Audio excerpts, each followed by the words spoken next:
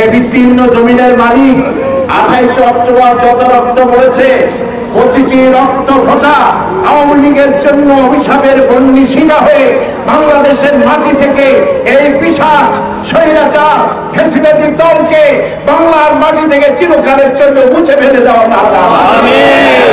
প্রত্যেকটি রক্ত ফোঁটার বদলায় এই বাংলাদেশের দেশপ্রেমিক ইসলামী মূল্যবোধে বিশ্বাসী সরকারকে আগামী নির্বাচনে তুমি প্রতিষ্ঠিত করে দাও। আল্লাহ তুমি দয়া করে এই দোয়া তুমি কবুল করে দাও। আমি আর বক্তৃতা রাখতে পারছি না। আমি সকলকে